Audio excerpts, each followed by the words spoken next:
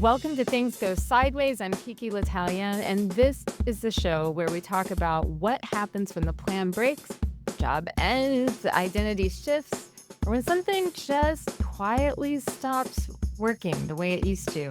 While sometimes sideways moments arrive with a bang, many arrive slowly and show up as burnout or disconnection. Maybe it's sense that you're succeeding on paper, but shrinking somehow on the inside.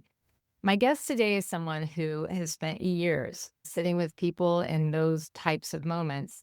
Stacy Heisey Terrell is a career ownership coach with the Entrepreneur's Source. And before that, she spent decades inside HR and organizational leadership. She's worked with people at the exact point where work stops making sense and new questions begin to form.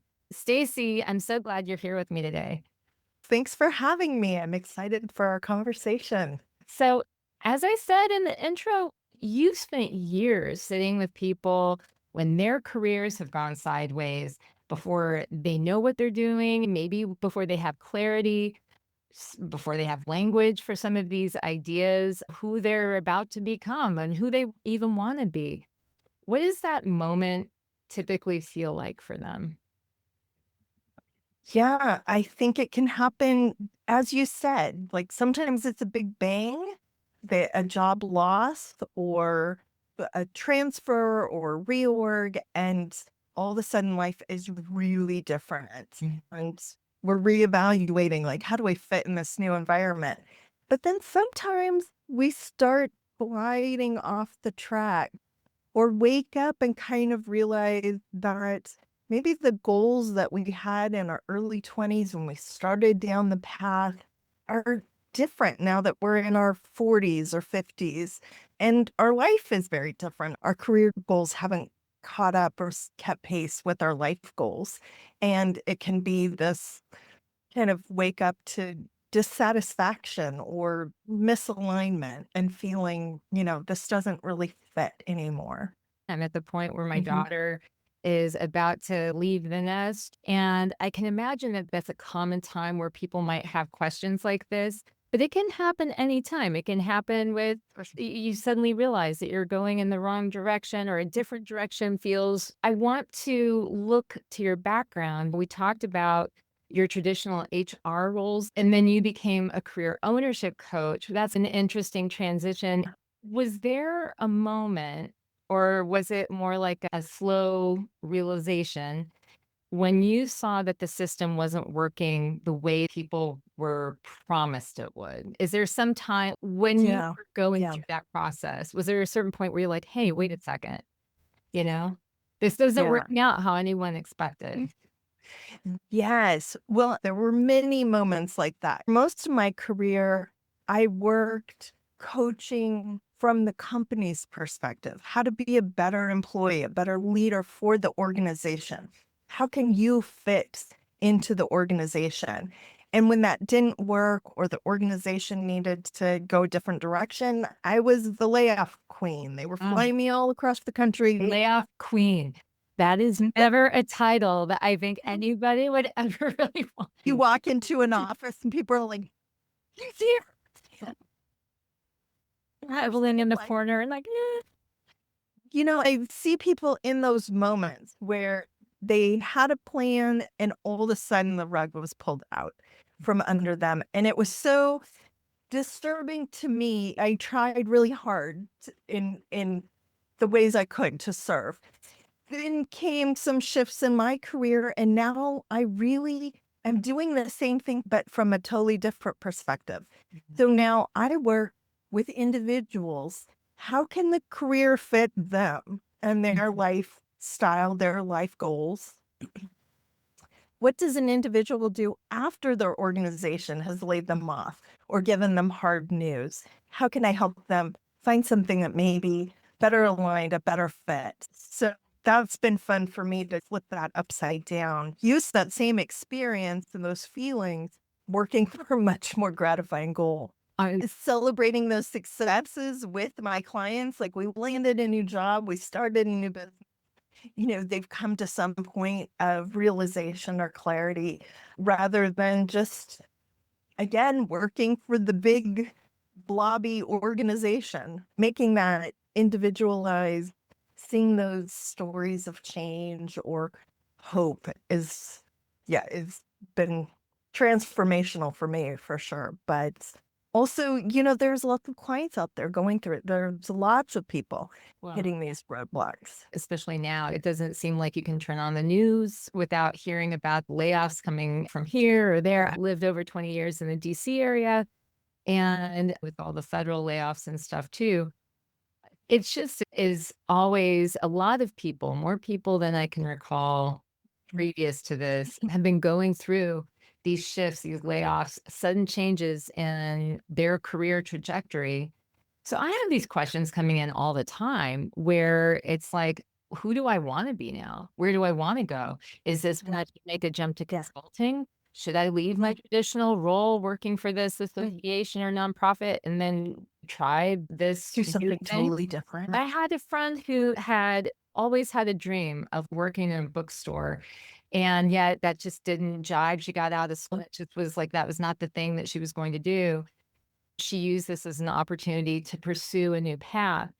One of the things that happens is a lot of times when there's upheaval, there's a lot of blame and shame and concern about what other people think. When there are layoffs, burnout, stalled growth, and people are dealing with feelings of shame, do you notice people blaming themselves even when it's not their fault? Do you see that happening a lot? So Yeah. they're like, what could I have done differently? Or how did I bring this on Yes. myself? And I think that's really natural. If only I would have taken that transfer. And a lot of times, it's kind of like, maybe that would have helped, but maybe not. Like, there's just not a lot of stability.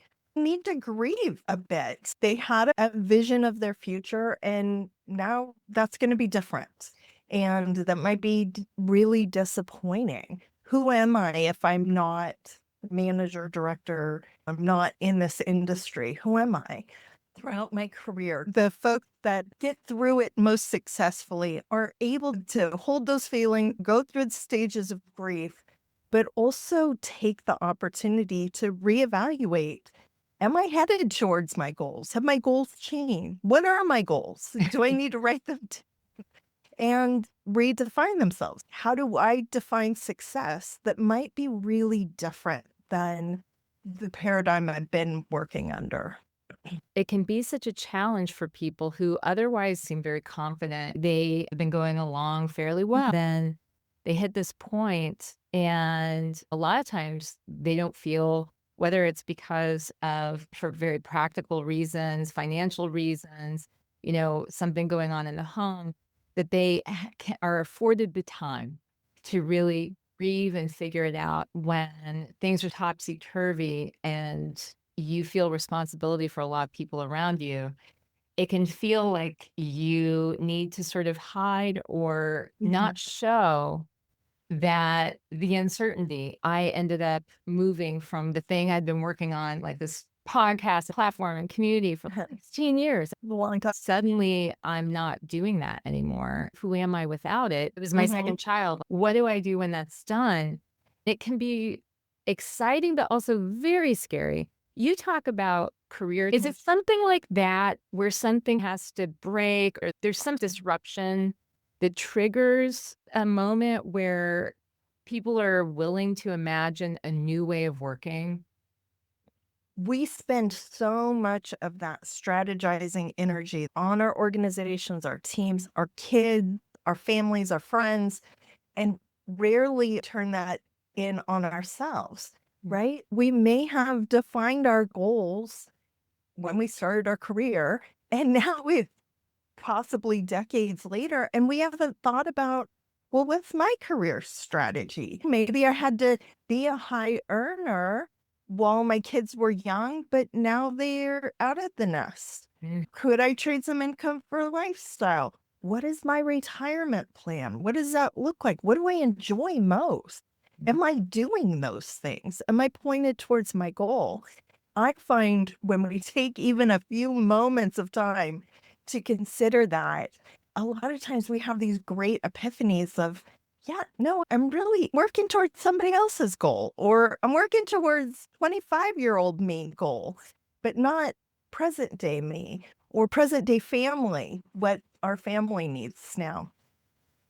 And so that can be a great time to say, how do I take all these skills and expertise that I've spent so long building and working hard on and roll that into something brand new? What is out there that I'm not even able to see because I've kind of had these blinders on, or I haven't stopped to look around? And often in that stillness, in that stop and reassessment, I watch people's faces, like different light bulbs come on. They're like, I didn't even know this room existed. And now I've got a searchlight in here. Kind of fun to explore.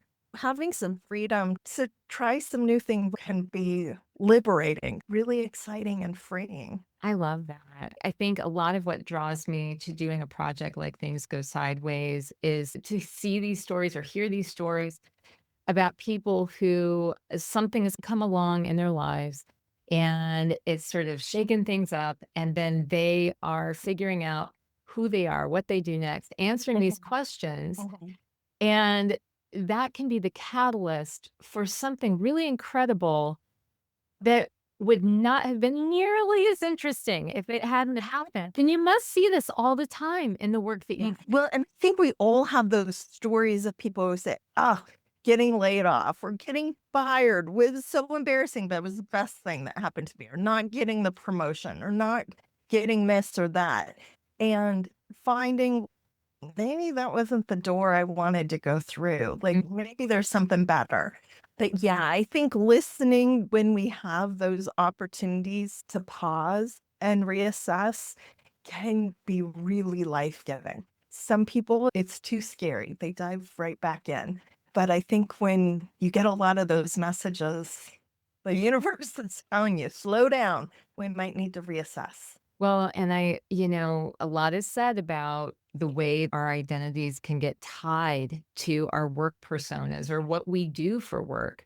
I know my husband started out working for the Defense Intelligence Agency and then ended up going to work for a private company. His identity was really tied to this role and what he had done before for the government and this sort of feeling of service to moving to something that didn't feel as much like a role.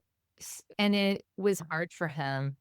Who am I now? And I remember watching Mhm. that and just talking through it because I'm like, you're still at your core the same Brian that you've always been. But I think that people get so tied, their identity is so tied to their work that it's hard Mhm. for them to imagine, or they feel concerned. Maybe they're not who they thought they were once they don't have that job. Have you noticed this with identity? What are some interesting things that you've seen? Are people surprised about these feelings about their identity once they've left a certain role? Yes, absolutely. You're hitting on a big theme. And sometimes it's just a matter of taking some time to reframe, that I'm not this job title, but I am a problem solver for customers. I am a team builder. I am a mission oriented strategist, whatever those things are, right? Often those things transcend job title or industry. They might give you freedom to start a business or think about going out on your own. If you're a customer service, customer focused problem solver, well, you could do that in a million different ways, right? So, how do you find what gets you to your goal, is gratifying, like it? But my title's still the same and the job is still the same. Once we put our finger on, oh, this the part of the job that's really not fun, but this is the part that is great and has been great for much of her career. We talked about, well, how do you get back to that? How do we find that? How do you make that happen while knowing I want less of this and that?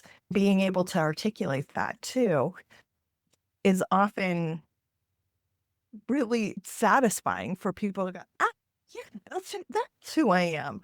Really liked it when I had a team, but my team's been reorged away, and I don't know who am I teaching, and I'm not building my legacy. Identifying those, that was really fun for me in the past. How do we get that again? What could that look like? Does it have to be in the same organization? Does it have to be this job title, or could we expand our view and get creative? That's when a lot of the magic happens for people. We get caught in what we already think is the way things should be, or you have this choice, or this choice. You have three Mhm. doors in front of you. We limit what we think is possible. Do you meet people sometimes with the history in HR that you have and then the work you do now? Do you sometimes just meet people and you're like, oh my gosh, I know, like I get the time, like the kind of thing you need to be doing, where your zone of genius is. Like I'm feeling all of it right now, and they're not seeing it or realize. Did this happen for you? Yes, a Mm. lot. And a lot of times people will tell themselves, but I have a really good job. Like Uh-huh. I'm paid a really great wage and I have a really good boss and my organization's really well respected. Why aren't I happy? And they'll tell themselves, I should be happy. I should be happy. Spending a moment to say, why aren't you happy? Why isn't this making you happy? Or it used to make you happy, but it doesn't make you happy anymore. Why? What changed? How do you need to evolve? Often I talk to people who are in terrific jobs and I feel embarrassed about this, but I'm bored. I've figured it out. It's not challenging. There's nothing new. It's bad. It's just and so what do you do with that? And for some people, staying and maybe opening a side business or finding a side opportunity when they're volunteering gives them that challenge. They're just missing it. For others, it's like, okay, you've made it to the top of that mountain. It's time to go find another mountain that got some different scenery to explore. I love Uh, that. It feels like curiosity is a thread that runs through this where we need to embrace that. In fact, it's a good thing to be curious, ask the questions because you're not going to change a million things just because you're asking questions or exploring ideas. The curiosity is helping people to understand that there are more possibilities available to you. I want to turn the lens to you and ask a question about your own story because you've helped others navigate their uncertainty for years. How has that work changed your relationship with success, stability, and work?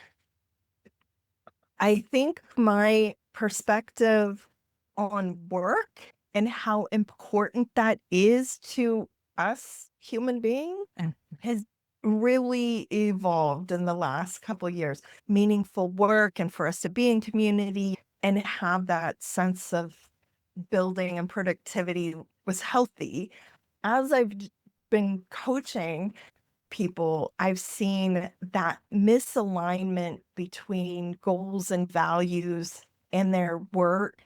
When there's misalignment, not only is it not productive, it can do a lot of damage to them, to their family relationships, to the way they relate to their communities. Finding more of that alignment often re energizes people. And you see that ripple through how they're interacting with their families, what they have additional energy to do and help with. I think for me, it's really compelling to help people and to have this be my job to get paid to do this is really fun. But watching others that go, "Ugh, yeah, okay, we're clicking and seeing what that does for them in the long term is amazing.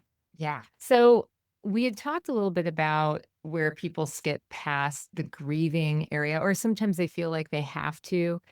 What gets skipped when people rush past that emotional part of the transition too quickly? Woo woo kind of realm. And in the woo world, you call it spiritual bypassing, right? Don't do the spiritual bypassing where you're just trying to jump past the hard part and get to the, epiphany or something.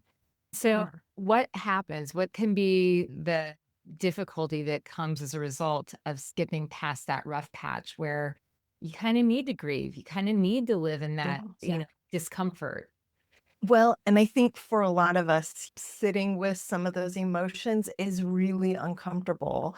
Even seeing that period as an opportunity to collect data is interesting, right? What about it is most sad? What does that tell you about what your next opportunity needs to look like? Is it the I lost the job title? Is it that I lost the benefits? Is it that all my friends worked here and now I don't have any friends? What about that is sad or feel, compelling those really grief-stricken feelings of loss, and then using that for, okay, well, that tells us we need to find a job with more community, more mission, or get back to some of these things. Or job title is really important, or maybe we need to go back to school. Using the emotions as a data point. Why do I feel like this? How does this help me move forward? Sometimes that reframing helps some of us who are, like, I don't want to feel emotional. I want to like give me the steps. How do we get back to that? Or how do we build that in the next chapter? That's a great point and a segue because one of the things you do is help people design careers that are aligned with their values, their strengths, their lifestyle. Which one do people tend to ignore the most? And why do you think that is? I think each person, there's a little something different in there. We talk about goals, income, lifestyle, wealth, equity goals, different things hit with different people. I need to focus more on the income, or I have certain income goals. And sometimes that's hard to talk about, but we need to dig in there. Is that the motivator and the driver? How do we weave that into the next chapter? For a lot of people, it is that lifestyle. And I'm getting folks that have worked for a bit and then realize this. I can't travel this much with small kids. I'm missing things. Or I want to be able to work virtually so I can visit my adult children or my parents, or I can travel more, whatever those lifestyle things are. But then I also get folks who are thinking about their legacy, long-term impact that they're leaving. Is it for their families? Do they feel like they still have something left that they want to impart on the next generation? And that can be a really strong, compelling vision. What's my legacy? What am I leaving? And feeling like I still have something left and I got to get it out. Tapping into that and being curious about those feelings. We get to that legacy part real fast. And if you're listening to this and you're younger, you get to the legacy part where you're asking those questions quicker than you think you will. I have teenage kids too, and some, wanting to leave them with the impression of you can drive your own career. You Yeah. can make choices that are a little different than the mainstream and find success, your own success, and meet it. That's Right? so interesting to me. What kind of Mhm. advice do you give your own children? My daughter, who's 17, just got accepted to her first pick of colleges. Went to Drexel University, huge, and we bought all the merch. She had just found out she's early decision. That's the big news in the household. But you better believe that we've had discussions about what career can look like. She's going into fashion merchandising, Okay. which, a lot of people would be like, well, how much can you potentially make? And this is where I feel like in your role, I'm curious to know what you tell your own children about this. I'm trying to push that it's not just about, the typical fashion merchandising salary, there's so much else that's going to be available to you when you get into it, but also being creative and understanding who you are and understanding that now it feels like more than ever, you can create a role, a job, a whole thing, a business. If you want. Stacy, what are you telling your own kids about What this? I tell my kids, I've got twins that are in their first year of college, and it is amazing to me that kids really get fed, like, you got to figure it out. Right. And I'm like, what 17, 18, 19-year-old, 20-year-old knows No, what they're going to, right? So I'm like, you don't need to figure it out. it's bad. Your career will twist and turn. It's normal. That's okay. But then I think your perfect job may not be invented yet. You have to be curious. You got to talk to everybody. And when you hear something really interesting, learn more about that. How do you use that skill in what you're doing? And your first job, we don't have those jobs that last 50 years anymore. You take those lessons, and your second job may be really different. That's very normal. But so is thinking about creating and going out on your own. More and more people doing that these days. Our younger generations are coming to that conclusion faster than us old folks, where we were in our 40s and 50s before we said, oh, maybe I don't want to live like this. I'm getting 30-year-olds that are like, okay, I'm ready. It's like, that's awesome. So I think that's soaking into the ether a little bit more. But I think if we keep pressing and telling our children, like, you do not need to figure it all out. That's why life is really long. If I would have had to have signed my name in blood to what I thought I was going to be doing at the age of 18, I would have been in serious trouble. I think I was going to be a newspaper reporter, right? Yeah. Newspapers, not doing so hot these days, you know? And how did I get into HR? Flexibility is great. So, early warning signs when there is someone who isn't in crisis yet, they may be out there and they're listening to this and they're feeling unhappy. They're like, yeah, things are fine. I'm collecting my paycheck. If they're in that kind of zone, what early warning signs should they pay attention to before things fully go sideways? I think that's totally one of them. We make fun of the Sunday scaries, but that can be real. Or I'm dreading this trip, or I'm dreading this meeting, I'm dreading something. Why? Why? Is it the people? Is it the culture? Is it the task? Is it the lack of task? Lack of meaning? What is that? How do we be curious about some of those things? Like, I'm really happy when this happens, but I'm really bummed out when these other things happen. Well, why? What about it? And have things changed? Have you evolved? Does your family change? And your job and career hasn't. Now might be, a lot of times I get clients who've had a big family change. The kids have left, they've been divorced or married or moved. And sometimes those changes prompt us too to, well, what am I doing? Are my goals the same? I might need a shift or a next evolution as well. Interesting. That idea of having the number on the paycheck, I actually did hear somebody tell me that one time. They just keep that posted on a Post-it note. That's my motivation. To me, huge warning sign. I'm glad that's not driving me. I am so thankful that you're talking to me about this today because I feel like I have a million and one questions. Maybe I can invite you to come back and we can talk about more of this down the road. After witnessing so many career reinventions, what do you believe now about work, identity, and worth that you didn't believe earlier in your career? I think I am a firm believer that we just don't need to be unhappy in our work. I think most people need more.